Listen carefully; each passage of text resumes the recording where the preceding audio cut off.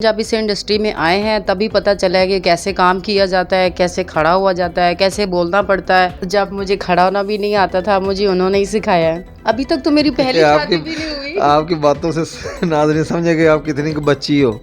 इस पे ही इतना फोकस क्योंकि पहला ब्याह पूरा नहीं हुआ, किसको कहती है? मेरे दिल में अरमान है ना, जो मैं चाहती थी वो हुआ नहीं है। वो कम मंगणगे तो काम नहीं आएगा, फिर चम मंगणगे। आज भी मुझे नन्ही सी बच्ची समझते हैं। जो उसको काम मिलना है फिर उसने वही उसी की मेहनत का फल उसको मिलेगा, वही खाएगी वो। हम यहाँ पब्लिक को एंटरटेन करने आए हैं। अंदर लड़ाई भी हो रही होगी, जब लड़की को देखेंगे तो कहेंगे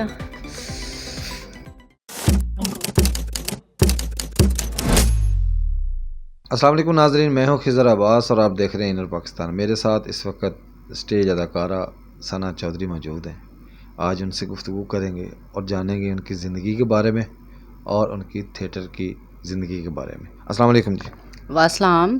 कैसे हैं आप? जी मैं ठीक हूँ। सना, सबसे पहले मेरा अक्सर यही सवाल होता है कि कैसे इस फील्ड में आई और क्यों आई? फील्ड में आना तो कोई मतलब नहीं होता। सबको पता होता है मेहनत करने के लिए आते हैं, और किस तरीके से मेहनत होती है ये आपसे बेहतर तो कोई नहीं जानता। नहीं, सारी आर्ट से यही कहती हैं आपसे बेहतर कोई नहीं जानता। मैं हैरान हूँ, आप खुद बताया करें नाजरीन को कि किस तरह की मेहनत होती है। नाजरीन को क्या बताएं, जो हम आपने वो पूछना है वही हमने बताना है। तो क्या पूछना चाहते हैं पूछें आप। कैसे इस इंडस्ट्री में आपने कदम रखा? मैंने पहले राइट कदम रखा। ठीक है। ठीक है। तो इस इंडस्ट्री में आने का मेरा शौक़ भी था, और 1 साल के लिए तो मुझे मेरे घर वालों ने घर से निकाल दिया था। मुझे ये नहीं पता था कि इसमें क्या होता है क्या नहीं होता। उस वक्त तो मेरी सोच भी अलग थी। मुझे ये लगता था कि ये टीवी में जो आते हैं, स्टेज जो होता है, ऐसा कुछ नहीं होता, बस यूं ही देखना दिखाना, हंसी मजाक, यही होता है सब कुछ। लेकिन जब इस इंडस्ट्री में आए हैं तभी पता चला है कि कैसे काम किया जाता है, कैसे खड़ा हुआ जाता है, कैसे बोलना पड़ता है, कैसे गुफ्तगू की जाती है, प्रोड्यूसर कैसा है, डायरेक्टर कैसा है, तो सब कुछ देखना पड़ता है। कैसा लगा प्रोड्यूसर और डायरेक्टर फिर आपको? प्रोड्यूसर तो मतलब कि कहा जाए तो बहुत ही अच्छे हैं, और आजकल के प्रोड्यूसर तो उससे भी ज़्यादा अच्छे हैं, क्योंकि ये तो मेरे नाजरीन भी जानते हैं कि कितने अच्छे हैं। तो मतलब कि जिनसे बात हंस के ना करो। कोई डायरेक्टर और प्रोड्यूसर हो तो वो पता है क्या कहते हैं, यार ਇਹ ਜਿਹੜੀ ਕੁੜੀ है ना, बड़ा ही नखरा ਇਹਦੇ ਵਿੱਚ। ਭਾਵੇਂ ਉਧਰੋਂ मरी होवे, आप ना बोलना चाहे या उन्होंने अच्छा ना लगता होवे, तो वो फिर भी कहते हैं नहीं, हमसे टच होके बात करें, हंस के बात करें, खुल के बात करें, यूं यूं करके बात करें। उनको वही लड़कियां अच्छी लगती हैं। तो आपके पीछे रहने की वजह क्या है? मेरी पीछे रहने की वजह है कि पीछे रहने की वजह यही होती है कि मैंने आज तक ना किसी की कहना माना है। मैं खुद अपने दिल की मालिक हूँ, और मैं अपने दिल की सुनती हूँ और अपने घर वालों की सुनती हूँ। मैं किसी के, जो कोई मुझे सब्ज़ बाग दिखाएगा तो मैं उस हरियाली को सोच के, वो खेतों के फलों को सोच के अगर मैं उसके साथ चल पड़ूँगी तो आगे मेरा क्या अंजाम होगा ये मैं खुद जानती हूँ। और मुझे नज़र भी आ रहा है कि आजकल फील्ड में क्या हो रहा है, तो इस डर से मैं किसी के साथ नहीं चलती। अच्छा सर, कितना अर्सा हो गया आपको इस फील्ड में आए हुए? इस फील्ड में तो मुझे हो गया कोई 7-8 साल हो गया मुझे। 7-8 साल में आपने कौन से थिएटर से अपने काम का आगाज़ किया? मैंने कज़ाफ़ी स्टेडियम से आगाज़ किया था, और वो मुख्तार चंद जो मेरे फर्स्ट भाई बने हुए अभी तक, तो उन्होंने मुझे कहा था, कुछ लोग आए थे, तो मैं छोटी थी उस वक्त, मुझे पता नहीं था कि किस तरीके से बात करनी है। तो अचानक ही कोई आया तो उसने मुझे समझाया कि आपने ऐसा कहना है कि वो कज़ाफ़ी स्टेडियम में काफ़ी काम कर चुके हैं, आजकल तो उनका कोई नाम ही निशान भी नहीं है। बता दें नाम क्या होता है? उस वक्त तो अनवर माही थे। तो मुझे उन्होंने आगे बोला कि सना, आपने पता है इनको क्या कहना है कि मैं आपको इतने सालों से जानता हूँ, तो फिर ये आप लोग आपकी ज़्यादा केयर करेंगे। मैंने कहा अच्छा ठीक है, मुझे कहने में क्या हर्ज है। तो मैंने, वो आए अंदर, तो उन्होंने कहा, पूछा कि तुम इसको जानती हो? मैंने कहा हाँ, मैं 7-8 साल से जानती हूँ। तो उन्होंने कहा ठीक है। तो वो अंदर जाके बैठ गया जहाँ पे उनका कोई कंप्यूटराइज वगैरह पड़ा हुआ था। तो वहाँ पे उसने मुझे बुलाया, मैं गई। मैंने कहा जी सर, क्या कहना चाहते हैं आप? उसने मेरा बाजू पकड़ लिया, मेरे हाथ पकड़ लिए। ये तो अनवर भाई ने? हाँ जी। उसने मेरा हाथ पकड़ लिया, बाजू पकड़ लिया। ये बड़ी साल छोटी थी तब, मैं तब की बात है। तो बात तो सुनाओ। बात मैंने कहा मैं क्यों बात सुनूं, मैं आपको जानती ही नहीं हूँ। तो कहते हैं अच्छा चलो थोड़े से बाल गीले कर लो। तो बाहर मैं जब आई तो मैंने मुख्तियार भाई को बोला, तो फिर उसने मुझे डांटा भी। उसने मुझे बोला कि आप नहीं जानती थी तो मुझे बता देती। तो पंजाबी च कहते थे कि अज तो बाद वो अपना नाला कस के बन ले, तेनों कोई टच नहीं करेगा, तो काम कराना तेनों मेरा काम है। ये फिक्रा, क्योंकि मुख्तार चंद साहब जहाँ तक मैं जानता हूँ वो बहुत ज़्यादा बोलते हैं, खुला बोलते हैं, जो दिल में होता है वही उनकी ज़ुबान में आ जाता है। पीछे हमारे चैनल पे उनका इंटरव्यू भी चला है, उसमें भी उन्होंने बड़ी खुली बातें की हैं। जैसे अभी आपने बताया कि उसने कहा जी नाला कस के बन लो। क्यों ऐसा होता है कि इस फील्ड में नाला कस के बांधने की ज़रूरत पड़े? देखिए जी, कभी भी हम इस इंडस्ट्री में जब पहला कदम रखते हैं तो हर बंदे की यही होती है कि आपने फ़लाने बंदे से बात नहीं करनी, वो ऐसा है। दूसरे ने कहना आपने उससे बात नहीं करनी, उससे दूर रहना है। मेरे साथ ऐसा हुआ है। अच्छा वो डायरेक्टर अच्छा नहीं है, आपने उससे बात नहीं करनी है। वो काम कराना तेनू मेरा काम है। दूजा कहेगा तू हाँ जानते भी नहीं, पता है की कहेगा, ये अपना नंबर लिख के दे दो, कोई भी मसला हो तो मुझे बताना। फिर जब कोई मसला आता है उसके बाद फिर कभी किया ही नहीं, कभी नंबर लिखा ही नहीं, कभी दिया ही नहीं। लाहौर के अलावा आपने कहाँ कहाँ काम किया? थिएटर पाकिस्तान के जितने भी हैं मैंने सब में काम किया है। मैंने सादकाबाद में किया है, रहीमयार खान में किया है, बहावलपुर में काम किया है, लाहौर में किया है, मुल्तान में किया है, फैसलाबाद में किया है और पिंडी में किया है। पिंडी का जिक्र आया तो पिंडी के साथ आपकी बड़ी यादें वाबस्ता हैं।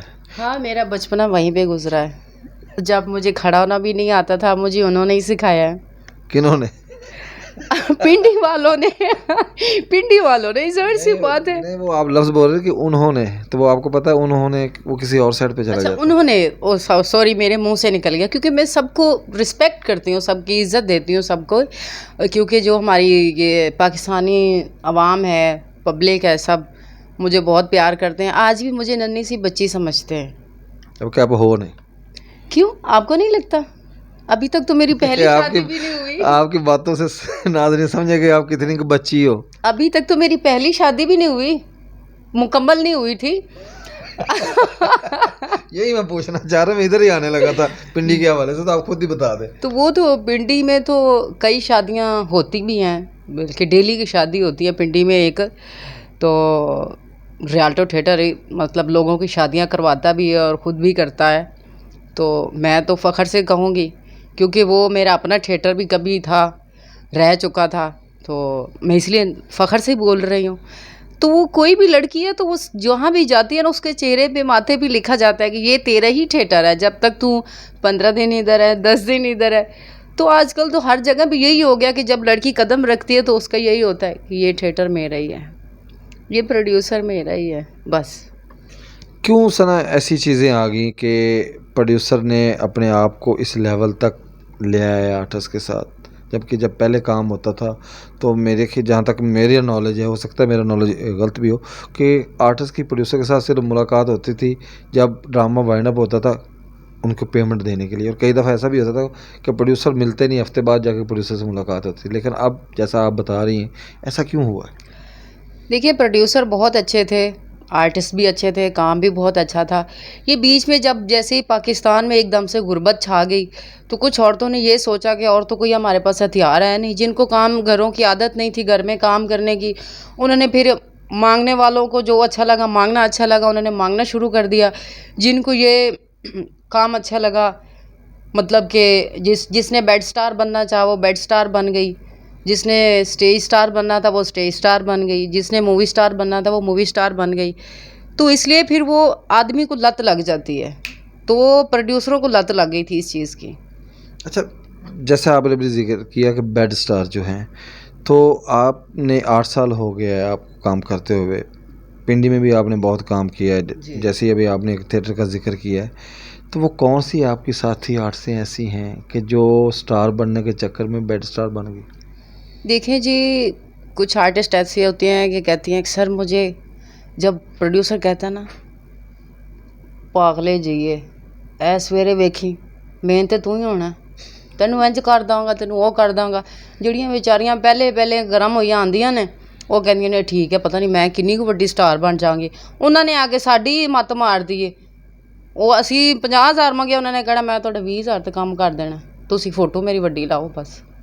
अच्छा, ये सिलसिला क्यों शुरू हो गया कि भाई तस्वीर बड़ी, कही है कि सुनने में ये भी आया कि कहीं की तस्वीर बड़ी होती है लेकिन उनको पेमेंट नहीं मिलती, इसमें कितनी हकीकत है और ये क्यों शुरू हुआ है इस तरह का काम?